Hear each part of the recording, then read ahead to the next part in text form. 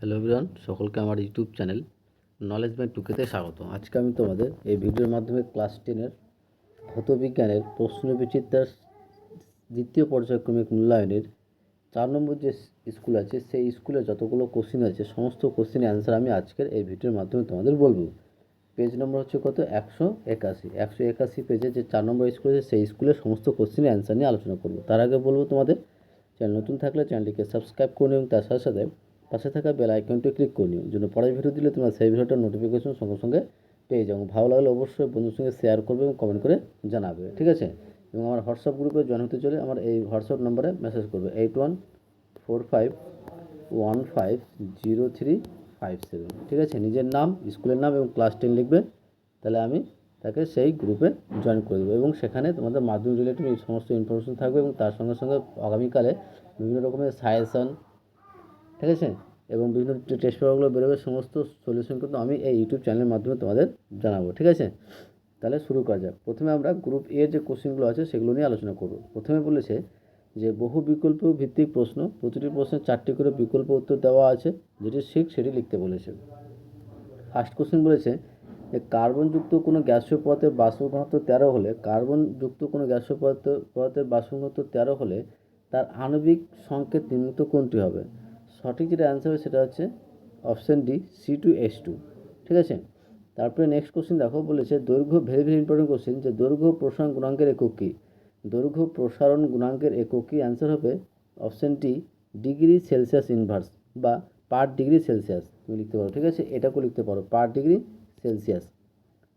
Next question দেখো, next question বলেছে যে রোদের মাত্রিয় সংকেতটি হলো, অ্যান্সার হবে অপশান এ, থার্ড ব্র্যাকেটের মাত্রিয় সংকেত সবসময় থার্ড ব্র্যাকেটের মধ্যে লিখতে হয়, সেটা হচ্ছে ML2T-3I-2, ওকে? তারপরে বলছে ফিউজ তার যেটির সঙ্গে যুক্ত থাকে সেটি হবে লাইভ লাইন। সঠিক অ্যান্সার হচ্ছে অপশান বি, লাইভ লাইন।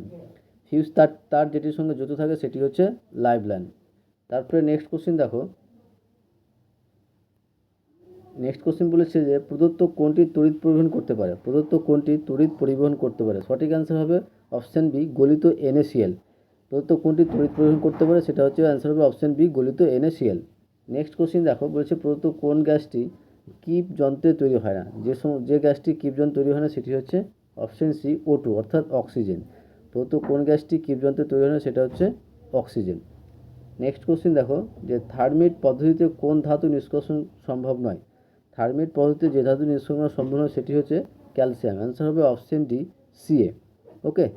তারপরে নেক্সট কোশ্চেন দেখো, নেক্সট হচ্ছে গ্রুপ বি অ্যান্সারগুলো বলার আগে তোমাদের বলবো, চ্যানেল নতুন থাকলে চ্যানেলটিকে সাবস্ক্রাইব করে নিও, তার সাথে সাথে পাশে থাকা বেল আইকনটিও ক্লিক করে নিও, যেন নেক্সট ভিডিও দিলে তোমরা সেই ভিডিওটার নোটিফিকেশন সঙ্গে সঙ্গে পেয়ে যাও। ভালো লাগলে অবশ্যই বন্ধুর সঙ্গে শেয়ার করবে এবং কমেন্ট করে জানাবে, ঠিক আছে?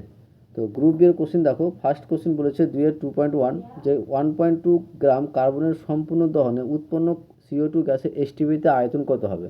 ঠিক আছে, আমি এখানে ক্যালকুলেশনটা করেছি যে আমরা জানি যে 12 গ্রাম কার্বন থেকে CO2 উৎপন্ন হয় কত? 22.4 লিটার। 12 গ্রাম কার্বন ডাইঅক্সাইড থেকে কার্বন ডাইঅক্সাইড উৎপন্ন হয় 22.4 লিটার, তাহলে 1 গ্রাম থেকে উৎপন্ন কত হবে? 22.4/12, তাহলে 1.2 গ্রাম থেকে কতগুলো কার্বন ডাইঅক্সাইড উৎপন্ন হবে? তো 22.4/12 গুণিত কি 1.2, তাহলে ক্যালকুলেশন করে আমরা পাবো কত পাচ্ছি? 2.24 পাচ্ছি, তাহলে 2.24, ঠিক আছে? তাহলে সঠিক যেটা অ্যান্সার হবে সেটা হচ্ছে 2.24 লিটার। নেক্সট কোশ্চেন, সত্য বা মিথ্যা লেখো। বাষ্প ঘনত্ব একটি এককবিহীন রাশি, এটা কি হবে? সত্য হবে।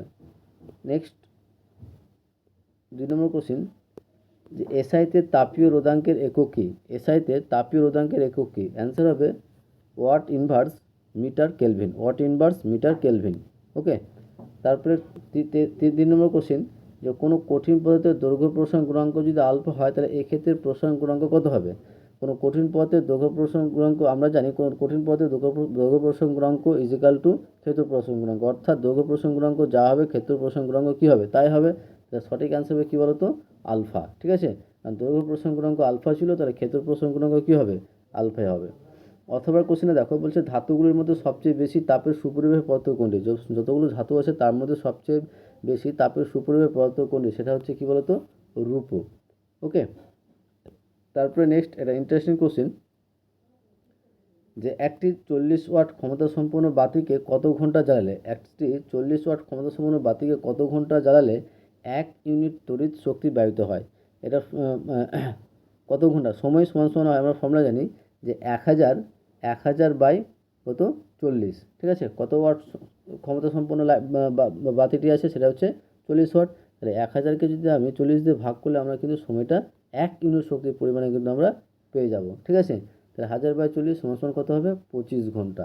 তাহলে সঠিক যেটা অ্যান্সার হবে তোমার, যে একটি 40 ওয়াট ক্ষমতা সম্পন্ন বাতিকে কত ঘন্টা জ্বালালে 1 ইউনিট তড়িৎ শক্তি ব্যবহৃত হয়, সেটা হচ্ছে 25 ঘন্টা। নেক্সট কোশ্চেন বলছে বাল্যচক্রে কোন নীতির উপর প্রতিষ্ঠিত, বাল্যচক্র কোন নীতির উপর প্রতিষ্ঠিত, সেটা হচ্ছে ফ্লেমিংয়ের বামস্ত নীতির উপর প্রতিষ্ঠিত। ওকে, নেক্সট কোশ্চেন দেখো, যে বাল্যচক্রের ঘূর্ণনের অভিমুখ কোন কোন বিষয়ের উপর নির্ভর করে, ঠিক আছে। অ্যান্সার হবে তড়িৎ প্রবাহের অভিমুখ এবং চুম্বক ক্ষেত্রের অভিমুখের উপর নির্ভর করে। বাল্যচক্রের ঘূর্ণনের অভিমুখ যে সমস্ত বিষয়ের উপর নির্ভর করে, সেটা হচ্ছে 1 নম্বর হচ্ছে তড়িৎ প্রবাহের অভিমুখ এবং চুম্বক ক্ষেত্রের অভিমুখ। নেক্সট, সত্য বা মিথ্যা লেখো। তড়িৎ বিশ্লেষ্য পত্রের মধ্য দিয়ে মুক্ত ইলেকট্রনগুলি তড়িৎ পরিবহন করে, এটা কী হবে, মিথ্যা হবে, ঠিক আছে। তড়িৎ বিশ্লেষ্য পত্রের মধ্য দিয়ে মুক্ত ইলেকট্রন তড়িৎ পরিবহন করে, এটা কি মিথ্যা হবে। নেক্সট কোশ্চেন বলেছে যে ব্লিস্টার কপার কি, very very important question. Blister copper কি, আর এই অ্যান্সারটা বলার আগে তোমাদের বলবো, চ্যানেল নতুন থাকলে চ্যানেলটিকে সাবস্ক্রাইব করুন এবং তার সাথে সাথে পাশে থাকা বেল আইকনটা ক্লিক করে নিও, যেন পরের ভিডিও দিলে তোমরা সেই ভিডিওটার নোটিফিকেশন সঙ্গে সঙ্গে পেয়ে যাও। এবং হোয়াটসঅ্যাপ গ্রুপে যদি জয়েন হতে চাও, তাহলে এই নম্বরে মেসেজ করবে 8145150357, ঠিক আছে। নিজের নাম, স্কুলের নাম এবং ক্লাস লিখবে, তাহলে আমি তাকে সেই গ্রুপে জয়েন করে দেবো, ঠিক আছে। সেখানে মাধ্যমিক রিলেটিভ সমস্ত ইনফরমেশন থাকবে। কোশ্চেন বলেছে যে তোমার ব্লিস্টার কপার কি, ব্লিস্টার কপার হচ্ছে বেসামার পদ্ধতিতে প্রাপ্ত প্রায় 98% বিশুদ্ধ কপার, যার গায়ে সালফার ডাইঅক্সাইড নির্গমনের ফলে ফস্কার মতো দাগ থাকে, তাকে কি বলা হয়, ব্লিস্টার কপার বলা হয়। ওকে, তারপরে নেক্সট কোশ্চেন দেখো 2.8 বলছে পরীক্ষাগারে H2S প্রস্তুতির রাসায়নিক সমীকরণ লেখো। পরীক্ষাগারে H2S প্রস্তুতির রাসায়নিক সমীকরণ হবে এরকম, যে মূলত FeS plus H2SO4 arrow FeSO4 plus H2S উপরে তীর চিহ্ন। নেক্সট কোশ্চেন বলছে অ্যালুমিনিয়ামের প্রধান আকরিকটির সংকেত লেখো। তো অ্যালুমিনিয়ামের প্রধান আকরিকের নাম হচ্ছে কী বলতো, বক্সাইড, আর এর সংকেত হবে Al2O3.2H2O, ঠিক আছে। এইগুলো আমাদের গ্রুপ বি এর সমস্ত কোশ্চেনের অ্যান্সার।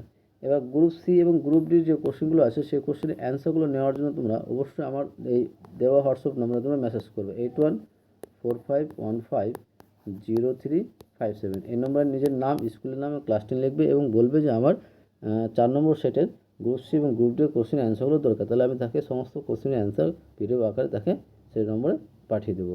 ওকে, আশা করছি তোমাদের ভিডিওটা ভালো লেগেছে। ওকে, থ্যাংক ইউ ভিডিওটা দেখার জন্য।